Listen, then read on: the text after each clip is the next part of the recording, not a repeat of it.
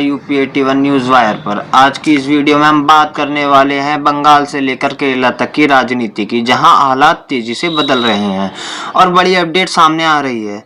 चुनावी सरगर्मी के बीच बड़ी खबर सामने आ रही है बंगाल से। पश्चिम बंगाल विधानसभा चुनाव 2026 इस समय देश का सबसे बड़ा राजनीतिक अखाड़ा बन चुका है। राज्य के हर कोने से आ रही खबरें यह साफ कर रही हैं कि लड़ाई सिर्फ सत्ता की नहीं बल्कि राजनीति, वजूद और विचारधारा की है। ममता बनर्जी के नेतृत्व वाली तृणमूल कांग्रेस, जहां पिछले 15 सालों से अपने शासन और लक्ष्मी भंडार जैसी लोकप्रिय योजनाओं के भरोसे है, वहीं भारतीय जनता पार्टी बीजेपी ने राज्य की कानून व्यवस्था, भ्रष्टाचार और कथित तुष्टीकरण को मुद्दा बनाकर अपनी पूरी ताकत झोंक दी है। चुनावी हिंसा और सुरक्षा की चुनौतियां। पश्चिम बंगाल के चुनाव का इतिहास हिंसा से अछूता नहीं रहा है और 2026 में यही तस्वीर दोहराई जा रही है। कूच बिहार, बीरपुर, मालदा और दक्षिण 24 परगना जैसे संवेदनशील जिलों से लगातार बमबारी, आगजनी और राजनीतिक कार्यकर्ताओं की हत्या की खबरें आ रही हैं। हाल ही में कूच बिहार में मतदान के दौरान हुई गोलीबारी ने प्रशासन की तैयारी पर सवाल खड़े कर दिए हैं। भाजपा ने आरोप लगाया है कि उनके उम्मीदवारों को डराया जा रहा है और बूथ कैप्चरिंग की कोशिश हो रही है, जबकि टीएमसी का कहना है कि केंद्रीय बल मतदाताओं को प्रभावित करने और भाजपा के पक्ष में काम करने की कोशिश कर रहे हैं। इस तनाव को देखते हुए चुनाव आयोग ने राज्य में सुरक्षा बलों की भारी तैनाती की है, लेकिन हिंसा रुकने का नाम नहीं ले रही है। मुख्य मुद्दे और राजनीति वार पलटवार। इस चुनाव के केंद्र में कई बड़े मुद्दे हैं। टीएमसी बंगाल की अस्तित्व और केंद्र सरकार द्वारा फंड रोके जाने के मुद्दे पर चुनाव लड़ रही है। ममता बनर्जी ने अपनी सभाओं में लगातार ये कह रही हैं कि बाहरी लोग बंगाल की संस्कृति को नष्ट करना चाहते हैं। दूसरी ओर भाजपा ने संवेदन खाली की घटना, राशन घोटाला और भर्ती भ्रष्टाचार जैसे मुद्दों को लेकर सरकार को घेरा है। शुभेंदु अधिकारी और सुकांत मजूमदार जैसे स्थानीय नेता जमीनी स्तर पर हिंदू वोटों के ध्रुवीकरण और भ्रष्टाचार विरोधी लहर पैदा करने की कोशिश कर रहे हैं। वहीं वाम मोर्चा और कांग्रेस का गठबंधन भी इस बार अधिक सक्रिय नजर आ रहा है, जो टीएमसी विरोध वोटों को बांटकर मुकाबले को त्रिकोणीय बनाने की कोशिश में है। 2026 को चुनाव को चरणों में कराने का फैसला चुनाव आयोग ने सुरक्षा कारणों से लिया था। अब तक हुए चरणों में उत्तर बंगाल की सीटों पर भाजपा का दबदबा दिख रहा है, जबकि दक्षिण बंगाल और कोलकाता के आसपास के इलाकों में टीएमसी अपनी पकड़ मजबूत बनाए हुए है। मुस्लिम बाहुल्य इलाकों में इस बार वोटिंग का पैटर्न बदल सकता है, क्योंकि आईएसएफ जैसी पार्टियां भी मैदान में है, जो टीएमसी के पारंपरिक वोट बैंक में सेंध लगा सकती हैं। अमित शाह का मास्टर स्ट्रोक और ममता की चुनौती। केंद्रीय गृह मंत्री अमित शाह ने हाल ही में बयान दिया है कि चुनाव के नतीजे आने के बाद भी अगले 60 दिनों तक केंद्रीय बल राज्य में मौजूद रहेंगे। यह कदम 2021 के चुनाव के बाद हुई हिंसा की पुनरावृत्ति को रोकने के लिए उठाया गया है।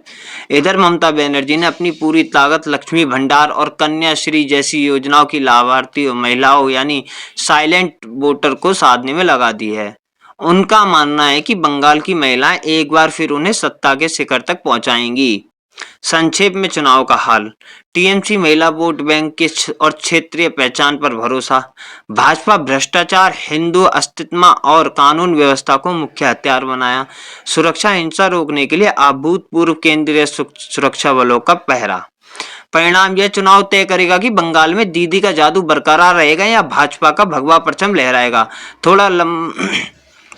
अब बात करते हैं तमिलनाडु की विधानसभा चुनाव 2026 की राजनीति के लिए एक ऐतिहासिक मोड़ साबित होने वाला है। इस बार का चुनाव इसलिए भी खास है क्योंकि यह दशकों पुरानी डीएमके बनाम एआईएडीएमके की लड़ाई से आगे बढ़कर एक बहुकोणीय मुकाबले की ओर बढ़ रहा है। 234 सीटों वाली विधानसभा के लिए राजनीति विषाद विस चुकी है और राज्य की सत्ता पर काबिज एमके स्टालिन की डीएमके अपनी कुर्सी बचाने के लिए पूरी ताकत लगा रही है। मुख्यमंत्री एमके स्टालिन के नेतृत्व वाली द्रविड़ मुन्नेत्र कड़गम डीएमके ने अपने द्रविड़ मॉडल के नाम पर वोट मांग रही है। सरकार का दावा है कि उन्होंने शिक्षा, स्वास्थ्य और बुनियादी ढांचे को अभूतपूर्व सुधार किए हैं। हालांकि भ्रष्टाचार के आरोप और सत्ता विरोधी लहर उनके लिए बड़ी चुनौती बनी है।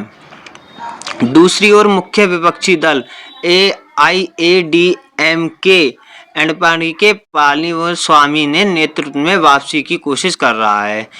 इस बार भाजपा से अलग होकर अपने दम पर द्रविड़ राजनीति की साख बचाने की कोशिश में है, जो इस चुनाव का सबसे बड़ा टर्निंग पॉइंट माना जा रहा है। विजय थलपति की एंट्री। 2026 के चुनाव का सबसे बड़ा आकर्षक तमिल सुपरस्टार विजय की राजनीति पार्टी तमिजंगा वेत्रिकंडम टीवी के हैं। विजय की युवाओं और जमीनी स्तर पर जबरदस्त लोकप्रियता है। उनकी रैलियों में उमड़ रही भीड़ ने स्थापित राजनीतिक दलों की नींद उड़ा दी है। विजय भ्रष्टाचार मुक्त और सांप्रदायिकता मुक्त राजनीति का वादा कर रहे हैं। राजनीति के विश्लेषकों का मानना है कि यदि विजय युवाओं का वोट काटने में सफल रहे तो ये डीएमके और एआईडीएमके दोनों के लिए भारी नुकसानदेह साबित हो सकता है। भाजपा की बढ़ती सक्रियता और अन्नामलाई फैक्टर। तमिलनाडु में भाजपा के प्रदेश अध्यक्ष अन्नामलाई ने राज्य में एक नई राजनीति हलचल पैदा कर दी है। उनकी एन मक्कल पदयात्रा ने भाजपा को ग्रामीण इलाकों तक पहुंचाया है। भाजपा इस बार हिंदुत्व और राष्ट्रवाद के साथ साथ द्रविड़ राजनीति के भ्रष्टाचार को निशाना बना रही है। अन्नामलाई की आक्रामक शैली ने मुकाबले को त्रिकोणीय बनाने की पूरी कोशिश की है। चुनाव के मुख्य मुद्दे द्रविड़ पहचान बनाम राष्ट्रवाद, युवा, बेरोजगारी, भ्रष्टाचार और नीट विवाद यह इस बार के बड़े भावनात्मक मुद्दे हैं। निष्कर्ष यह है कि 2026 का चुनाव यह तय करेगा कि तमिलनाडु की जनता अभी भी द्रविड़ विचारधारा के साथ है या ये बदलाव चाहती है। जहां स्टालिन को अपनी पकड़ बनाए रखने की चुनौती है, वहीं राजनीति अस्तित्व की लड़ाई है।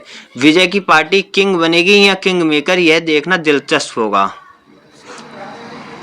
अब बात करते हैं केरल की। केरल की राजनीति हमेशा ही देश की बाकी हिस्सों से अलग दिलचस्प रही। 2026 की विधानसभा चुनाव जैसे जैसे करीब आ रहे हैं, केरल का राजनीतिक परिदृश्य एक अभूतपूर्व बदलाव के दौर से गुजर रहा है। यहाँ की पारंपरिक जंग एलडीएफ बनाम यूडीएफ के बीच रही है, लेकिन इस बार भाजपा की बढ़ती ताकत और नए सामाजिक समीकरणों ने मुकाबले को त्रिकोणीय और रोमांचक बना दिया है। मुख्यमंत्री पिनराई विजयन ने नेतृत्व वाला वाम लोकतांत्रिक मोर्चा एलडीएफ इतिहास रचने की तैयारी में है। 2021 में लगातार दूसरी बार जीत दर्ज कर उन्होंने दशकों पुराना रिवाज तोड़ा था और अब उनकी नज़र हैट्रिक पर है। सरकार अपने केरल मॉडल को आगे रख रही है। हालांकि सोने की तस्करी और सरकारी बैंक घोटाले के आरोप विपक्ष को हमला करने का बड़ा मौका दे रहे हैं। यूडीएफ के लिए यह चुनाव अस्तित्व की लड़ाई जैसा है। कांग्रेस बैकफुट पर है और गुटबाजी उसे कमजोर कर रही है। भाजपा का उभरता हुआ तीसरा ध्रुव। केरल में भाजपा अब सिर्फ वोट काटने वाली पार्टी नहीं रही। सुरेश गोपी की त्रिशूल से ऐतिहासिक जीत ने भाजपा कार्यकर्ताओं में नया जोश भर दिया है। प्रधानमंत्री मोदी का ईसाई समुदाय के साथ बढ़ता संवाद भाजपा को फायदा दे रहा है। भाजपा इस बार कम से कम 15 से 20 सीटों पर निर्णायक बढ़त बनाने के लक्ष्य रखे हुए है। मुख्य मुद्दे हैं कि वित्तीय संकट, बेरोजगारी, पलायन, बाढ़ और धार्मिक तनाव। 2026 का केरल चुनाव यह तय करेगा कि राज्य की जनता वामपंथ पर अपना भरोसा कायम रखती है या कांग्रेस को एक आखिरी मौका देती है। भाजपा की एंट्री ने इस मुकाबले को इतना जटिल बना दिया है कि अब किसी भी एक गठबंधन के लिए स्पष्ट बहुमत पाना आसान नहीं होगा। चलिए चलते हैं असम की तरफ। असम की राजनीति इस समय बेहद निर्णायक मोड़ पर है। 2026 के विधानसभा चुनाव को लेकर राज्य में अभी से विषाद बिजनी शुरू हो गई है। मुख्यमंत्री हेमंत बिस्वा शर्मा ने नेतृत्व में भाजपा जहां अपने विकास और विरासत के एजेंटों को धार दे रही है, वहीं कांग्रेस और क्षेत्रीय दल अपनी खोई हुई जमीन वापस पाने के लिए एक नए गठबंधन तलाश रहे हैं। हेमंत बिस्वा शर्मा की आक्रामक कार्यशैली और अरुणोदय जैसी योजनाओं ने महिलाओं का बड़ा वोट बैंक तैयार किया है। बाल विवाह के खिलाफ कार्रवाई और मदरसों को लेकर किए गए फैसलों ने भी कोर वोटर को एकजुट रखा। कांग्रेस भूपेन बोरा के नेतृत्व में वापसी की कोशिश कर रही है। पार्टी बढ़ती बेरोजगारी, महंगाई और सीए के विरोध पर जोर दे रही है। 2026 का ये चुनाव परिसीमन के बाद का पहला बड़ा चुनाव होगा, जिसने कई सीटों के समीकरण को पूरी तरह बदल दिया है। मुख्य मुद्दे हैं सीए, एनआरसी, घुसपैठ, बाढ़ की समस्या और चाय बागान श्रमिकों की मजदूरी। यह चुनाव तय करेगा कि असम की जनता हेमंत बिस्वा शर्मा के कठोर और स्पष्ट नेतृत्व पर मोहर लगाती है, कांग्रेस के समावेशी वादों पर भरोसा करती है। चलिए आखिर में चलते हैं पुडुचेरी का 2026 का विधानसभा चुनाव इस बार केंद्र शासित प्रदेश ने राजनीतिक इतिहास में एक नया अध्याय लिखने जा रहा है। मुख्यमंत्री एन रंगास्वामी अपनी व्यक्तिगत लोकप्रियता और लोक भालुवान योजनाओं के भरोसे हैं। भाजपा यहां दक्षिण भारत में मजबूत प्रवेश द्वार बनाने की कोशिश कर रही है। कांग्रेस और डीएमके का इंडिया गठबंधन केंद्र सरकार के हस्तक्षेप और राज्य होड़ के मुद्दे पर हमला बोल रहा है। बेरोजगारी, उद्योग, उपराज्यपाल का हस्तक्षेप और मुफ्त बिजली और योजनाएं यहाँ के मुख्य मुद्दे हैं। दोस्तों, ये चुनाव 2026 की सत्ता की लड़ाई नहीं बल्कि विचारधारा, अस्तित्व, भ्रष्टाचार और क्षेत्रीय पंचायत की लड़ाई है।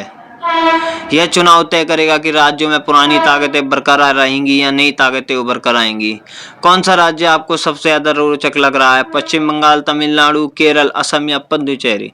कमेंट में जरूर बताएं। अगर किसी खास जिले, सीट, ओपिनियन पोल या बड़े नेताओं की रैलियों के बारे में डिटेल चाहिए तो बता दें, अगली वीडियो में उसी पर बना दूंगा। वीडियो अच्छी लगे तो लाइक शेयर करें और मेरे चैनल को सब्सक्राइब करना ना भूलें। जय हिंद, जय भारत।